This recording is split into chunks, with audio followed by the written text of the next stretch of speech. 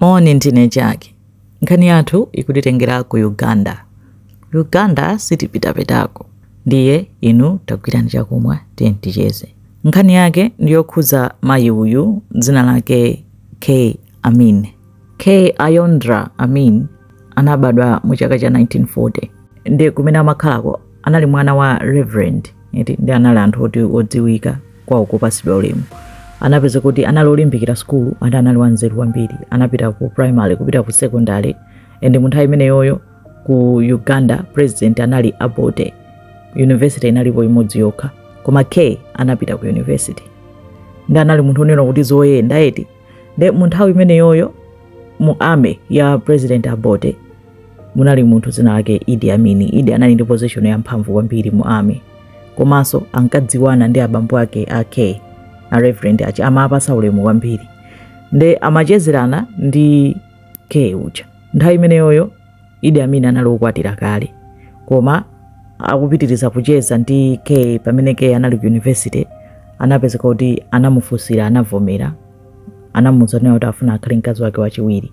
Nde K anavomera, abambo ake so a Reverend anavomera. Nde mu 1966 K anapanga ukwati ndi Idi Amin. Poyamba mkazi wake woyapa wa Idi Amin samaziwa sanamuze nkomwe, anangomva zitalengezedwa afterwards. Mariam Amin. K anali mkazi wa pamtima wa Idi Amin. Koma ngakhala anali mkazi wa pamtima kuti wankonkwatira kumene anangozindikira wakwatira so mkazi wina pasana nthawi anakwatira mkazi wa number 3. Koma ngakhala anakwatira mkazi wa number 3 K anali akadalibe mkazi wa pamtima. K anamberekera Idi Amin ana 4. Eti pamene sipanatenge nthawi Idi Amin amafuna kumuzenga milandu boma la Obote linkafuna kumuzenga Idi Amin milandu ya corruption. Nde nkhani sanapite ndi ukhoti komwe atangomva Idi Amin pokhala mkulu wa ame anatenga ame ndikupanga ku analanda boma ndikunthamangisa Obote. Obote anapita ku exile nakakhala ku Zambia pamene Idi Amin anasanduka president wa ku Uganda. Idi Amin amachuka nkuvuta aitali samamuopa, adani ake samasekerera. Mbiri yake tizayikamba mu video ina. Iyi ndi nkhani ya K osati Idi Amin. Idi Amin amankondabe K, akakhala koyenda amatenga K. Maulendo ena aliwonse zochitika chanchani mkazi wake wapambali amakonda kukhala K. Chifukwa anali ozindikira kwambiri nakasa analoti waphunzira, analoyankhula bwino wanzeru zake, amamunyadira sort of, amakonda kumamwika forefront mkazi wanga. Koma zinthu zinazasintha. Idi Amin atazakwatira mkazi number 4 dzina lake Madina. Anaoneka ngati wamukondaso kwambiri. Madina uja anayamba kupanga spend nthawi ndi Madina uja. Ndi azikazi ena atatu oyambirira aja zinabowa kwambiri kuti kodi munthu yazingokwatirabe. Mosakhalitsa anakwatira mkazi wa number 5. Ndi azimayi atatu oyambirirawo anakwiya kwambiri kunoti no simungangopitirizabe zimene zizi. Ndi azimayi aja atanyanyala atakwiya anapanga pate paokha. Ede azikazi oyambirira yokhanga ndiyo hauka sort of. Nde Idi Amin atamva napsha mtima kwambiri kuti mukuyenera ndimvera chimene mukupangira zimene zozo ndi chani. Azimayi aja ndanampanga confront kuti kodi kukwatirako muzingokwatirabe zimene zizi mpaka liti. Nde Idi Amin instead anapita pa radio anakalengeza mu 1974 kunena kuti azikazi anga atatu oyambirira ndachita divorce sindikuwafunanso azikazi osamvera kuyambira lero banja latha ndikuwathamangisa onse. Ndi abambo ake a Reverend acha chifukwa kuti nangasi Idi Amin ankapasa ulemu ndikale anakamuchonderera kuti ayi zisatero nkhululukireni. Ndi ananaloke chabwino ndizimusamalabe K. Nde inakhanga kuti kumakhanga kuti banja silinathe koma panalibe ubwino zinthu zinayi zitasokonekera pakati pa awiripo mu 1974 menemo. Divorce ija anayilengeza mu March 1974.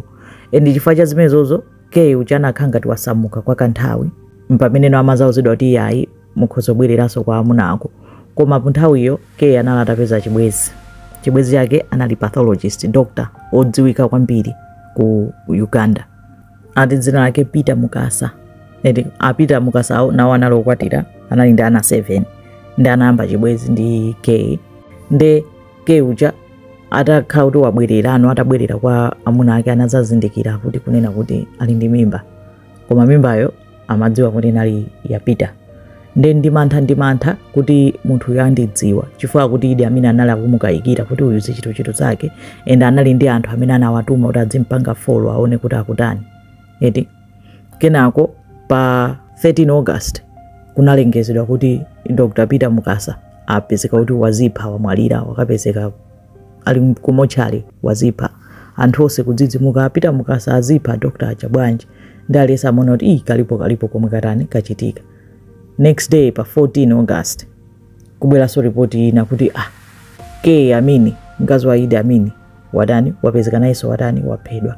Anthu ufusa ampeza kuti atampeza kubuti kwa galimoto ya Dr. Peter Mukasa. Koma amene ampezera moopsa kwambiri analona kuti wadulidwa ziwalo ndi mutu omwe anamudula kena kusonyeza kuti munthu anabwezera kusokerera anso mutu ukubwezeresa miyendo inali yodulidwa ndi munthu amayesera kukhangata kuibwezeresa kumudula kena kumusokerera kukhangata kumbwerezesa zoopsa kwambiri. Nde anthu samadziwa mpaka lero chifukwa cheni chinachitika sichinedziwika. Pamamveka mbiri yoyamba yonena kuti atazindikira kuti ali ndi mimba anachita mantha kuti Idi Amin akangodziwa amupha ndi ananyamuka ndi dokta wakeyo ananyamuka ndi Dr. Peter Mukasa kugwirizana kuti achotse mimbayo ndi nthawi imeneyo zinali zosaloledwa ku Uganda. Ndipo yesera kuti achotse mimbayo zinakanika nkupezeka kuti watani wafa. Nde a Dr. Peter Mukasa posowa zochita anamuduladula kuti aone kuti mwina akamtayi kuti atani koma ataona kuti zizitheka andigwira basi anadzani atanazipha. Version yoyamba imeneyo.